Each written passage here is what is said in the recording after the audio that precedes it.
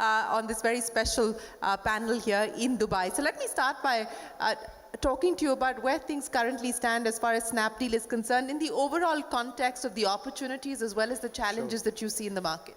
Yeah, I think, firstly, thanks for having me here, and it's always a pleasure speaking with you, Shereen, and being on the same panel as you. I think, look, we've gone through a very long and interesting journey with our business, and at least we've demonstrated a lot of resilience through this process. It's a very, very large space, e-commerce in India, but it's also very clear that it's incredibly competitive. And each company that operates in that space, they have to decide, do they want to be in a perpetual loss-making zone, or do they want to identify a kernel in their business and then build around that and be very focused on it and have excellence in that? And that should then lead to profitability, which is obviously the theme everyone's talking about right now. That's exactly what we've done. We focused on the value segment of the market and built a lot of capabilities around that, whether it's private labels, whether it's tuning the logistics the right way, being ruthless about variable costs, because if we have to deliver great quality at low prices to consumers, we have to make sure that we are cutting out all the wastage in the system. So overall, we are quite happy with where we are at. We feel that we are on our way to building a very lasting, enduring business. The fact that we've been around for more than a decade and so many companies have come and gone shows that there is fundamental strength in the business, in the brand, and what it does for its customers. Also our business, we have a software business which is obviously never as exciting to talk about as a B2C e-commerce business, which is Unicommerce, and it's a leading logistics tech SaaS platform, which 70% of India's digital native and digital migrant brands run on Unicommerce, their entire supply chain, so it's essentially their operating system. That business is profitable for the last 4 or 5 years and growing 40-50% a year. So within our own company, we've seen 2 different examples of how 2 different businesses were built in 2 different spaces. But we are happy with where we are at, and the future looks quite optimistic. It's interesting that we've been in a culture where we've celebrated and paid a lot more attention to the loss-making businesses than we have to the profit-making businesses. You said that that business is not sexy, so to speak, but it is the one that's actually making money. So I want to address this issue of perpetual losses. And do you think that you would have been able to identify this kernel of creating enduring value and finding value had it not been for the adverse times that you went through? Because you did have a couple of near-death experiences. You are here now to tell the tale, but if it hadn't been that, would you have moved away from this perpetual loss model that a lot of the ecosystem is walking down? Our greatest powers come from our greatest wounds. So, and it's actually, it's not about, in life, happiness is not about not falling. It's about sort of getting up every time you fall. I don't think any founder's journey is straight line. There are so many great founders in the room here. I don't think anyone's journey is a straight line journey. That said, the twisted part or the entangled part of some journeys get highlighted more than others, and ours did. But that's okay. I think you learn from it. There are some lessons in all of these twists and turns. But also, this is what makes organizations and cultures resilient to various types of storms. And also, you realize as a founder that it's really when you're at the bottom of the abyss, when you have to muster up that little bit of courage to continue.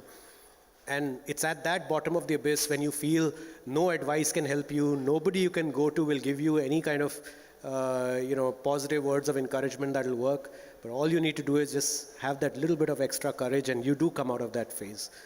But it has all those, evolutions and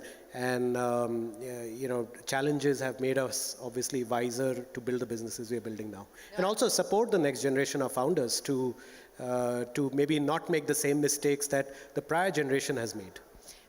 And that's something that I do want to talk to you about, because I know that you're enjoying your role now as an investor, and you've got a plethora of companies in your portfolio, many of which are actually profitable today, amongst the few that are profitable today.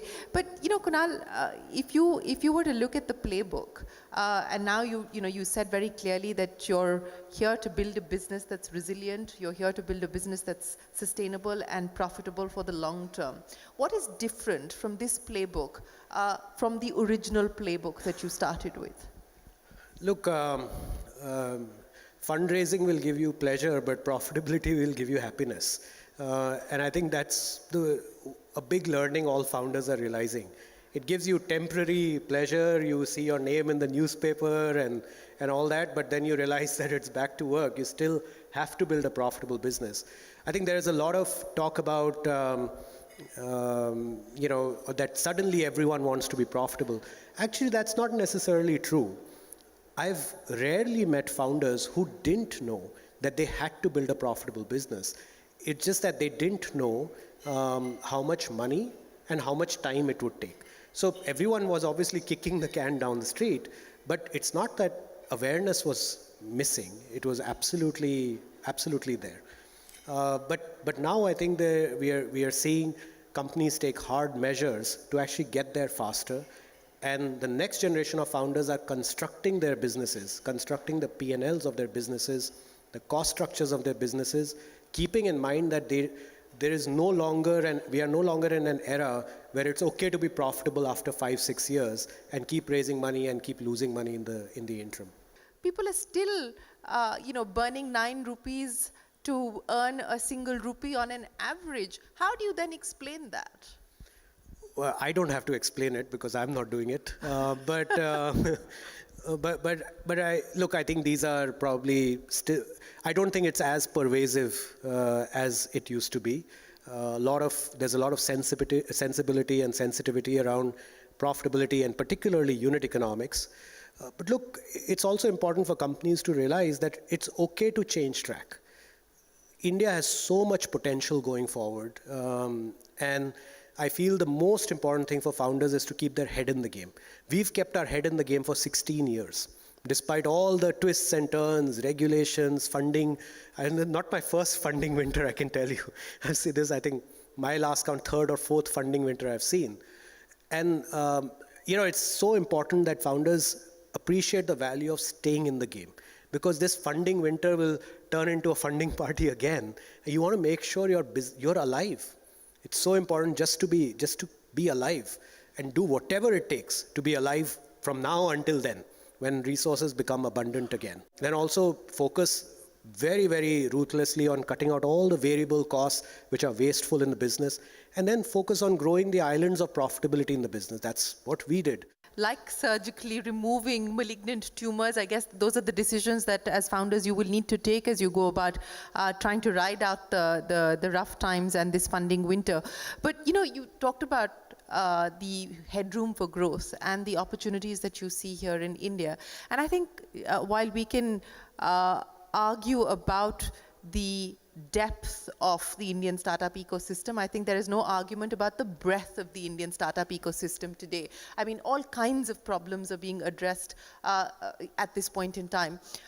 So what excites you about the opportunities that India presents today in the spaces that you focus on? What is looking most exciting to you? What's the bull case? I think the base case of India is a bull case, right? I don't think there is any case for India today which is not a bull case. So I'm so excited about what the future holds for our country. You look at our GDP, right? For 1700 years, from AD 1 to AD 1700, we were a top 2 economy. Now, after 350 years, this present generation of Indians are going to see us become the 3rd largest again, after 350 years. So we really live in special times. We added 3 trillion of GDP in 31 years. We're going to add 3 trillion more in the next 7, right? India had, since independence, we got 1 trillion of FDI into our country. Half of it came in the last 8 years. All trends are pointing to only one direction, that the market size of India is just exploding as we speak. We're adding, one of the few countries that's adding $400-500 billion of GDP a year right now.